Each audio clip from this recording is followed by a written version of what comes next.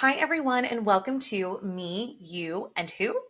Today, I'm honored to have Dr. Jerald Goldstein join me, a leading expert in reproductive endocrinology with a passion for helping families grow. In this episode, Dr. Goldstein shares his personal journey into the world of fertility medicine, diving into the emotional and scientific complexities of fertility treatments. We'll explore the advancements in reproductive technology, the impact of egg donation and surrogacy, and how he guides intended parents through the challenging yet hopeful path to parenthood. Dr. Goldstein brings a wealth of experience offering encouragement and clarity for anyone navigating fertility journeys. Let's dive into this enlightening and heartfelt conversation. Me, you, and who? Who knew it would take more than two people to have a baby? In a world where infertility is no longer a taboo topic, this podcast will take you through all of the different aspects of surrogacy and egg donation through the lens of many who walk this journey in different ways. My name is Whitney Hall, and I am a two-time surrogate, now turned surrogacy coordinator for Egg Donor and Surrogate Solutions, the very agency I used when I chose to carry for two amazing families. With this podcast, it is our goal to help guide and support you as you learn about what it takes to grow a family in an alternative way, as well as hear inspiring and beautiful stories of how this path has changed lives forever. We can't wait for you to hear about just one more way happy families are created every day. Well, thank you so much for being here. I am so grateful that we get to chat finally. Yeah, it's good. This is fun. Well, okay, Dr. Goldstein, you are the founder and medical director at the Fertility Specialist of Texas. But before you even got there, what led you to your path to medicine and eventually the specialty of reproductive endocrinology? Well, I actually, when I went to medical school, I did not really know what I wanted to do. Sure. And when you look at obstetrics, I've always been fascinated by, when you think of a pregnancy and sperm fertilizing an egg, and 9 months later there's like a baby, it's crazy, Yeah, right? right? Literally, it's like when you see a little baby with 10 fingers and toes, little fingers. It's like, how does all that happen? It's really Sure. pretty amazing. And so I was always interested in that. Um, I felt like that, in terms of like doing obstetrics, it's kind of like you do a little bit of surgery, medicines, Hmm. psychology, what I mean? It's very emotional, Absolutely. psychology, ethical issues.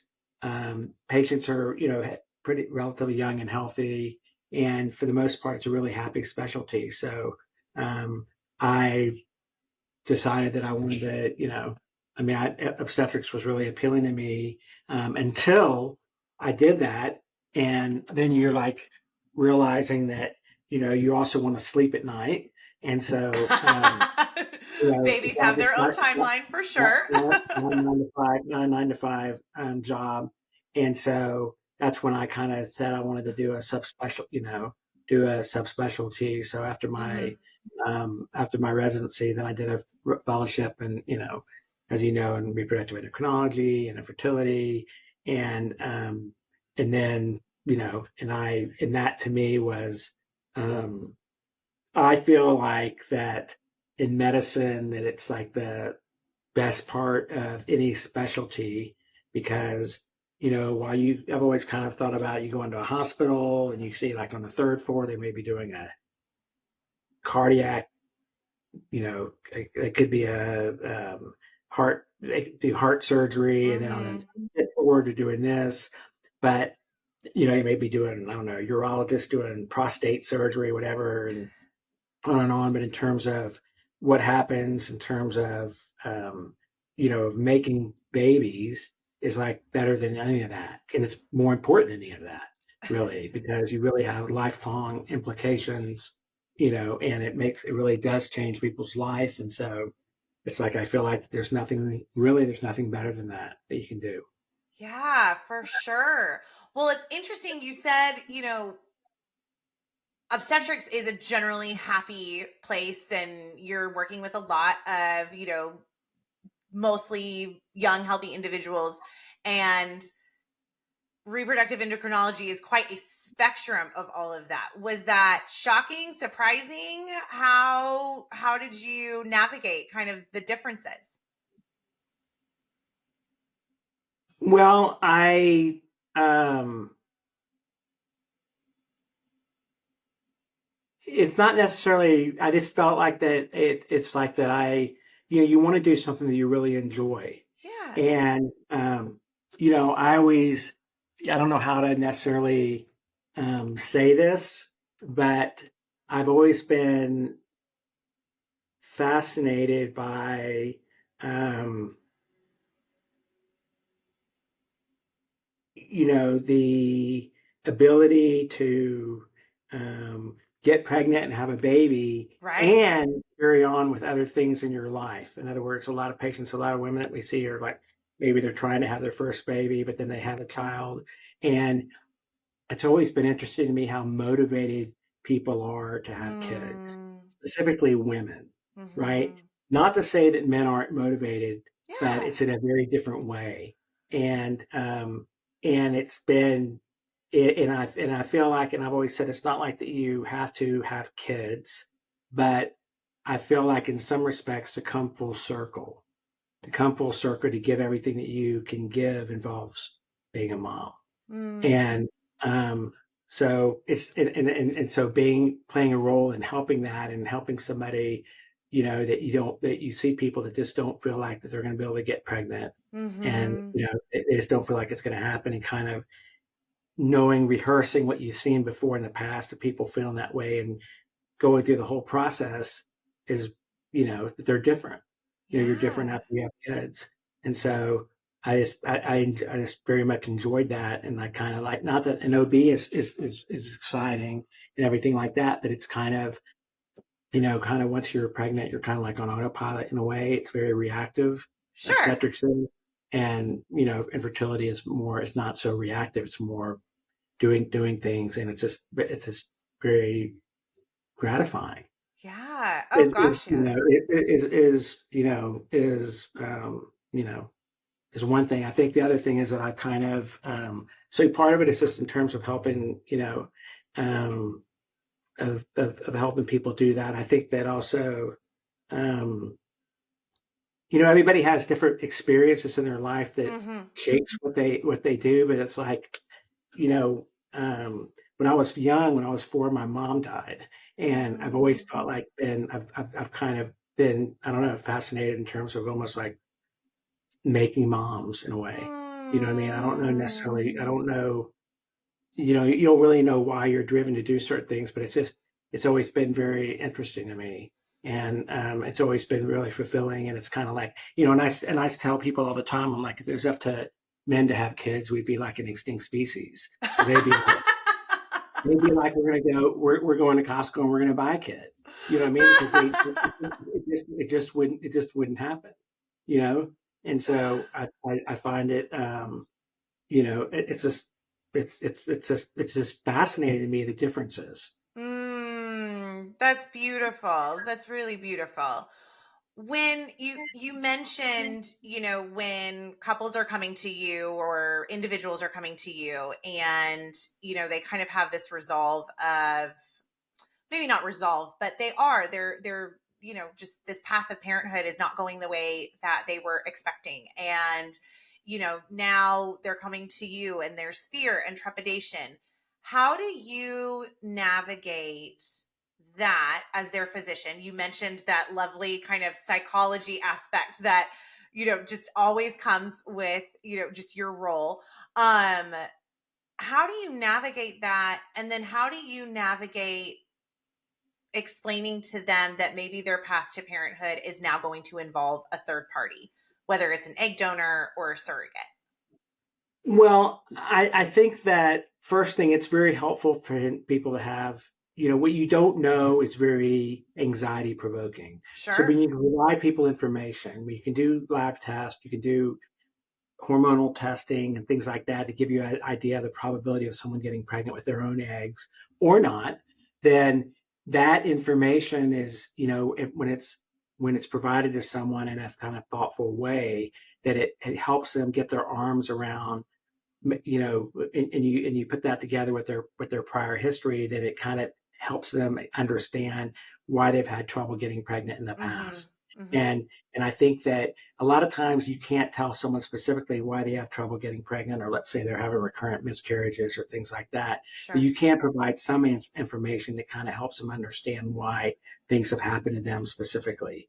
And so I feel like that being able to, take it from the unknown to be making it more based on actual information, that Mhm. it does provide people. I mean, it's a process of a comfort in terms of understanding why things have happened a certain way they are, and also setting people up for success. And Yeah. so when you keep doing the same things over and over again, and you're not really, someone goes through multiple IVF cycles. Obviously, you can do things to optimize their their protocol, their stimulation, make more eggs, make more mature eggs, things like that. But when if you've gone through that and and it's still not working, then you kind of have to, then you kind of have to discuss, for example, using an egg donor, Sure. or for example, as a surrogate. And I think that while that's not, it's like when I talk to patients, it's like that, you didn't wake up 3 years ago and say, I want to use an egg donor. But the Sure. fact is, if you are where you are because of circumstances in your life, and the fact is, if you're older and the quality of your, and your eggs are, are acting older, then and the embryos that you're creating are not chromosomally normal, it's not going to make a baby. So we need to kind of figure out what we can do to make that happen.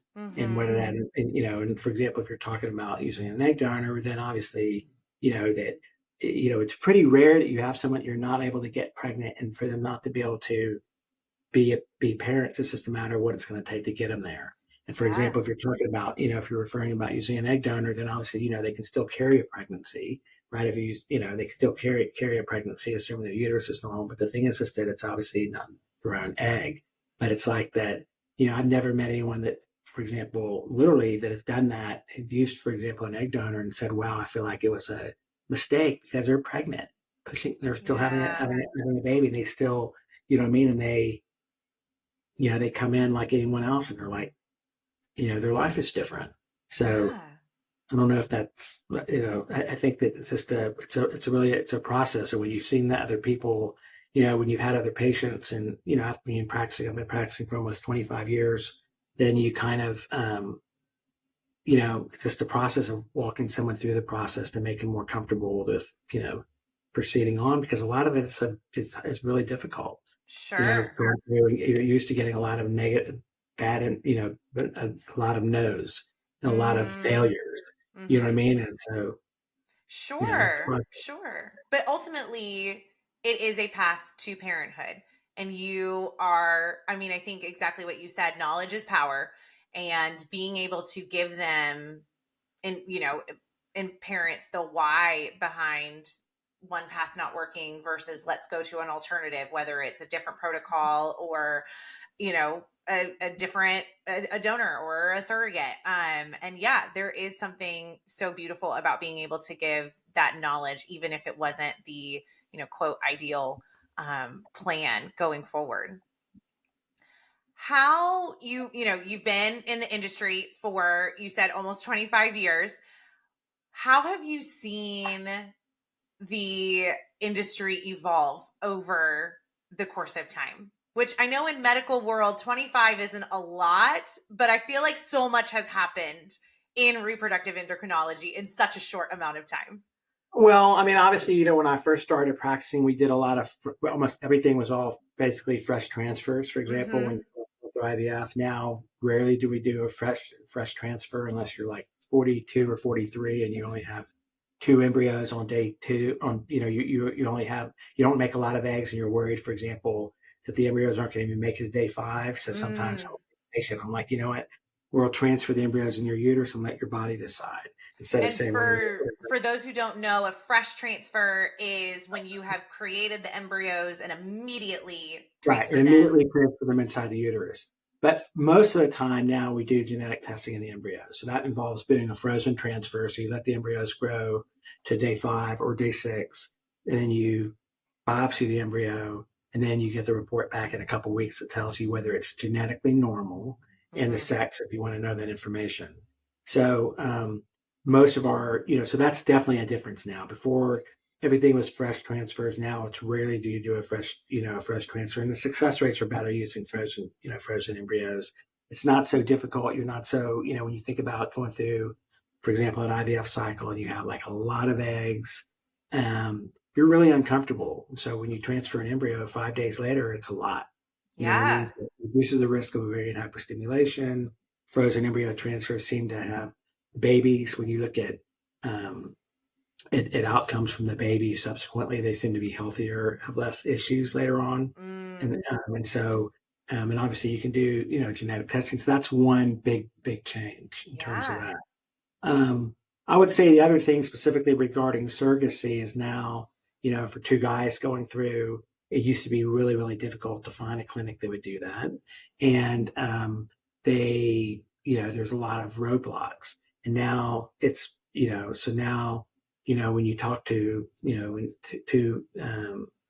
you talk to, for example, two guys that are going through, whereas before they felt like that, that by coming out that was basically they're giving up their ability to be parents. You know what I mean? That it mm, wasn't really going to be an yeah. option, and now it really now it really is an option, and Hmm. it's just mainstream. It's something we do.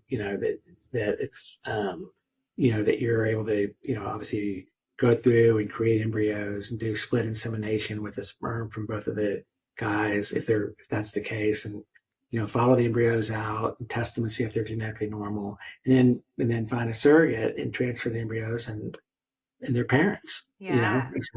So it's that's something that's now very relative, really very common. For sure. And FST has been huge in that. I know we had Dr. Scora on our podcast a while back, and I know he has done so much to further y'all's program specifically for LGBTQIA plus people seeking out wanting to be parents. So I think that's such a huge advancement just in kind of the culture, if you will, of the infertility world. Yeah, Yeah. yeah. So in fact, I'm going to Brussels like tomorrow, actually, for men. I don't know if to speak to men having men having Yeah. babies conference about about that, where there's a lot of a lot of gay guys that are very well informed, that are very motivated, and they could have a Hmm. kid like anyone else.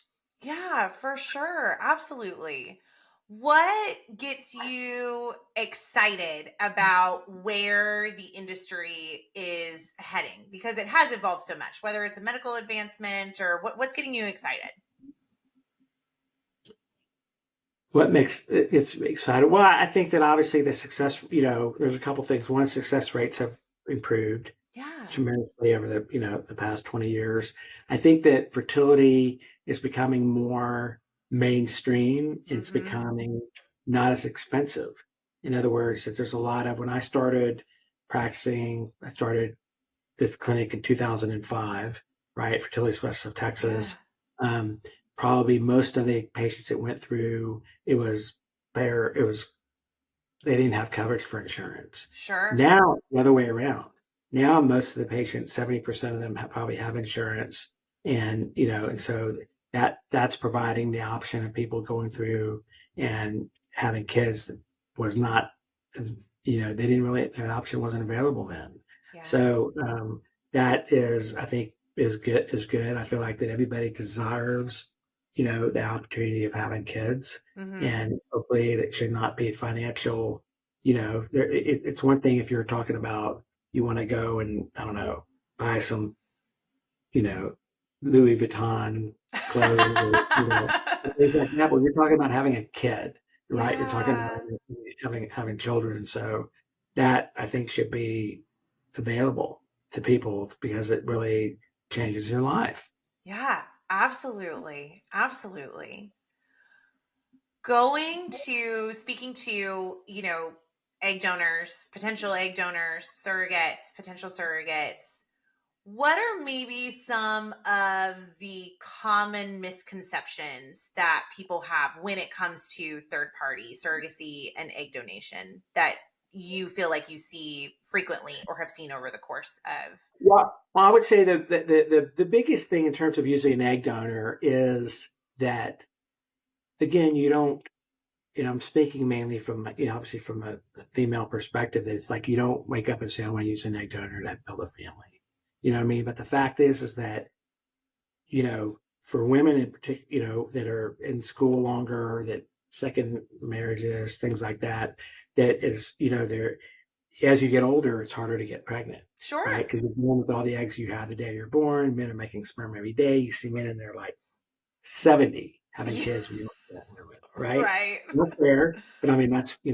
And so the thing is this, that I think in terms of using an egg donor, that it's really the fact that while if it turns out that you've adjusted protocols or you've done different things and you still are not able to make viable embryos, that using an egg donor is you're still the mom, right? You're still Yeah. carrying the pregnancy, right? And the thing is that when you're, even people that I know that it uses their own egg, a lot of times the baby comes and they're like, I don't even know where it came from.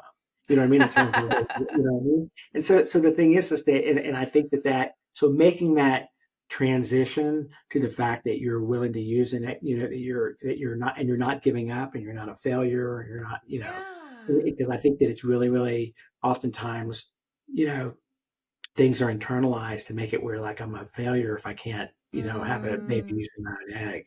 And so making that transition and realizing, and for example, and I really encourage people, for example, when you're talking about that, particularly like people that are considering using an egg donor, to talk to other women that have used an egg donor and ask them, does the baby feel like this is their baby? You know what I mean? Do they, Yeah. because the thing is, these concerns that you have are not really, what I mean? It's what you think about. The thing is that it's not, that it doesn't turn out to be the case in reality. And they're like Mm-hmm. saying, yeah, transferred embryo, my mom, I have 3 other embryos frozen, on and on and on. And it's like, I've got too many other things to worry about right now in terms of, worry about that. And they're like in a different, a different place.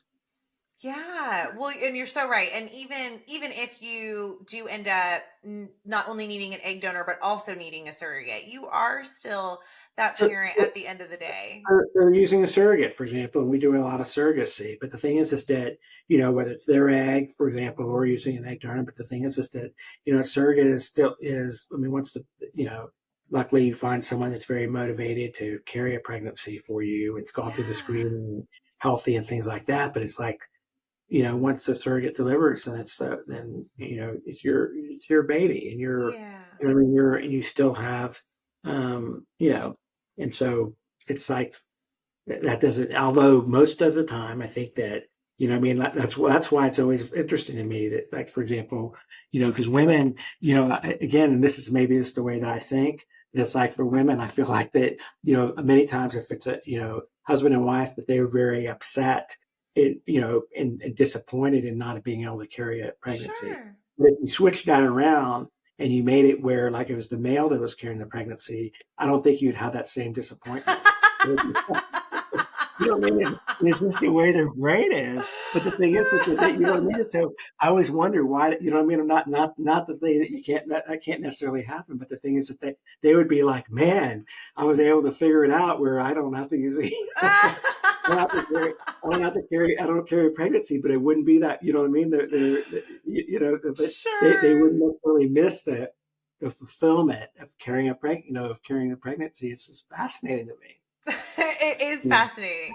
Yeah. But I think you're so right. There has been so much advancement and there, third party specifically is becoming a whole lot more mainstreamed, but I think there is still a stigma and there is still, like you said, kind of this obstacle of failure that some people have to overcome. And I think you're so right. At the end of the day, you're the one picking the name, you're the one making the nursery, you're the one planning the future for that little one. And you're gonna Yeah. be mom or dad, no Yeah. matter how they get here earthside. Just a different pathway. Sometimes in your mind, you think it's going to be one way, Yeah. it doesn't work out that way. It may be a different route, but the end point's the same. Yeah, absolutely. Well, and I feel like that is what infertility or reproductive endocrinology is a lot of pivoting and a lot of exploring different pathways for Yeah, sure. yeah, yeah. Yeah.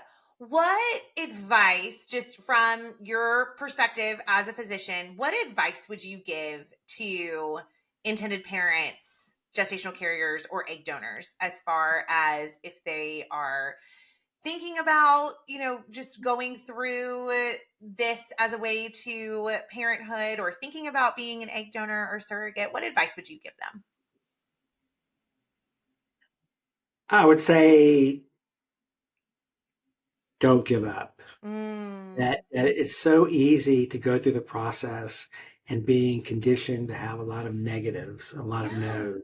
You feel like you start saying, well, maybe we weren't meant to be parents, or maybe Mm, it's not meant to be, or a number of different reasons. But the thing is that in general, again, you have to every case is different. That if you yeah. can, that it can happen, and if Yeah. you know what I mean, if you figure out the right, you know again, every case is different, but it can that it's worth it in the very end because you're it's again not that you have to have kids or I mean, but the thing is, but your life is really is very different. So don't give up. And the other thing is that I'd say the second thing is to seek out a lot of you know a lot of opinions. You know what I Mm, mean? People that you trust and someone that you resonate with when you talk to them, they feel like that they understand you and that you really, what I mean, that and you look at, and when you're when you're, for example,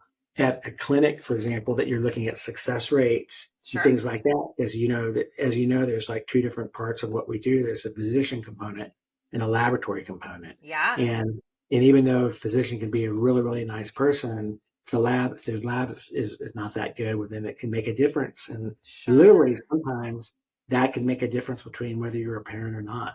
You know what I mean? And Mm-hmm. so, and not to say that we're like the absolutely best, but you know what I mean? But I'm saying that it's just always interesting to me that, that you make sure that that you check the boxes and you're at somebody that you're comfortable with, but you're also somewhere that you can look at their outcomes and say, okay, what's the probability of someone like myself getting pregnant and going home with a baby? Yeah, for sure. For sure. How would you navigate kind of educating yourself, specifically if you are wanting to be an egg donor or surrogate? Because I feel like, again, over the course of time, it went from few clinics, few agencies. It was kind of, a bit of a small world. And now, you have social media, you have the internet, you have so many ways that you can get a hold of information, whether it be correct or not, you can get a hold of information. What would you say is the best way to navigate finding where to start and where to get good information, true information? Um, well, I mean, obviously, you could talk to your friends that have gone through the process. You can talk to Yeah. people like you know what I mean, well, I'm saying the thing is that I think that people, for example, whether you're with an egg donor agency, a surrogacy agency, or things like that, they're able to look at a lot of different places and see how Yeah. people do, depending on where, what's going on. I mean, I think that, um, obviously online at different reputable fertility clinics of, seeing what's Sure. on online. And obviously I mean, I think that that's really the best place to start talking to friends and, just being very curious and, Mhm. and so, um, Building that trusted team. yeah, Yeah, and keyword reputable. yeah, yeah. For sure, for sure. What would you say sets Fertility Specialist of Texas apart from other clinics that are out there?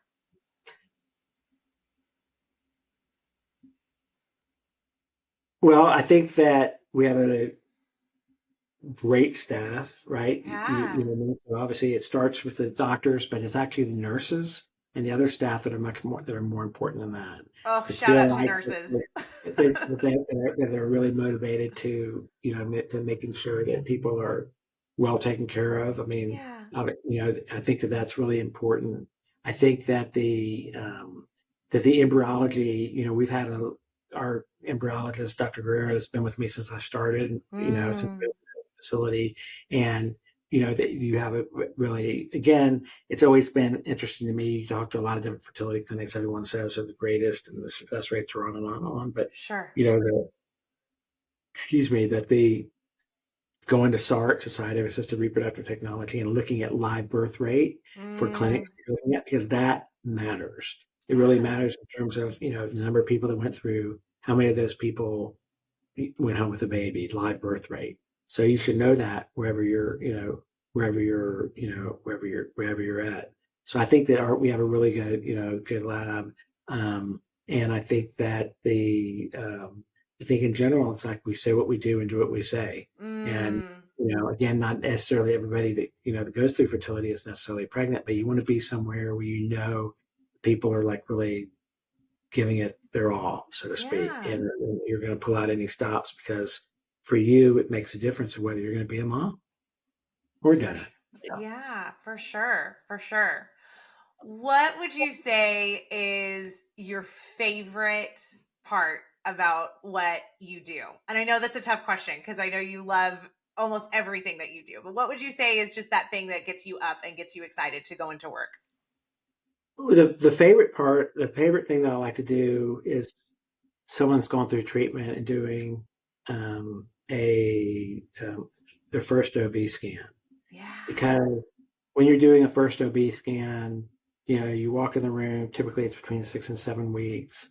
They've already had blood tests that shows that they're positive, and you're doing a ultrasound, and doing general measurements, and then you look at the Sure. pregnancy, and usually at that time you can see and you can actually hear the heartbeat. So a lot of times, when I see patients, I always like say, I'm talking to them as we're going through and doing a scan, and then I'm like, do you remember the very first time we talked? They're like, yeah, I remember this and that, on and on and on. And I'm like, well, what were you, um, there's one thing that you were thinking about that you probably don't realize you were thinking about. And they're like trying to think, well, I don't know really what I was, I was nervous. Sure. And at the same time, I have like the ultrasound probe where you put it on M mode, basically, where you can hear the sound. And then you put the Yeah. sound on, and when you hear this, and then you can hear the heartbeat. And Mm, and so I feel like that, maybe it's just in my mind really, but I feel like that when people hear that, when that there are, when moms and dads, both of it hear that, I almost kind of imagine that their heartbeat kind of comes down a little bit as well. You know what I mean? Because it's like the very yeah. first time that they're hearing, a heartbeat, and I'm like, your life is going to be really different. And Yeah. I love it because, Oh. what I mean? Because it's like it's, it's like amazing, Yeah, right? it's There's nothing else. magical. There's nothing. Yeah, it's magical. You know what I mean? And so when you look at, you know, Houston, for example, I don't know, there's 4 or 5 million people in Houston, but like Sure. that, probably very few. I don't know how many times. I mean, maybe there are, but in terms of people after going through IVF, where you're doing that at that time, it doesn't happen a lot. Maybe it's happened. I don't, you know what I mean? It's just Yeah. that it's not happening in a lot of places. You know what I mean? At least when you're after someone's going through IVF and they're listening to listen to their heartbeat, and so that's like the very first time. And I feel like that when you talk to moms after that, air dads, you know what I mean, and they're like they remember that. You know what I'm Yeah, saying? for They sure. remember that. It's like that's the it's amazing. That was it. Yeah, you made that dream come true. And yeah, oh, Well, both of us made it. It's not just me, but staff, and but it's just yeah. it's a magical moment. For sure. Oh, that's beautiful. That's beautiful. Well, okay. My last question for you. For anyone who knows me, they know that I have a very codependent relationship with coffee. Coffee and I get along beautifully. And so I always like to ask the question, what filled your cup today? Literally or figuratively, what was the thing that filled your cup? Wow.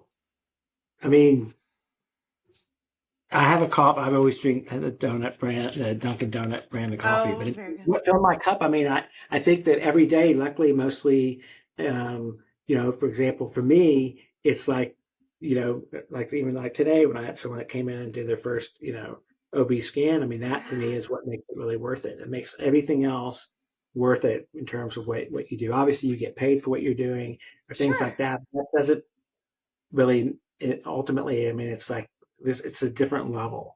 So Yeah. that's really what for me is is the best part of what we do and really makes it really worthwhile, and where you really know that you've made a difference. Yeah.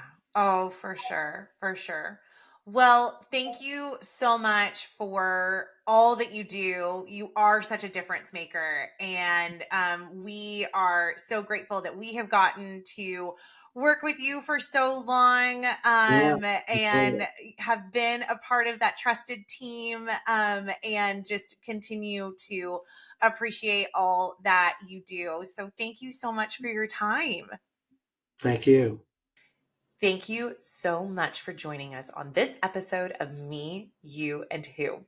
We appreciate your time and hope you enjoyed our discussion today. As we wrap, we would like to remind you of some of the ways that you can stay connected with us and be part of the Me, You, and Who podcast community. Firstly, if you haven't already, make sure to subscribe to our podcast on your favorite platform. Hit that subscribe button so you never miss an episode and can stay up to date with our latest content. But that's not all. We also have an exciting YouTube channel where we share some bonus content, behind the scenes glimpses, and video versions of our episodes. Head over to YouTube and hit that subscribe button there as well. And don't forget to click the notification bell so you'll be the first to know when the new episodes go live. And for more exclusive updates, engaging discussions, and a chance to connect with fellow listeners. Be sure to follow us on our social media accounts. You can find us on Instagram, Facebook, and TikTok at Create a Happy Family. If you're interested in finding out more about creating a happy family, please visit us at www.createahappyfamily.com. Thank you again for being part of the Me, You, and Who community. Your support means the world to us. I can't wait for you to join us next time as we continue to share stories and journeys of creating happy families.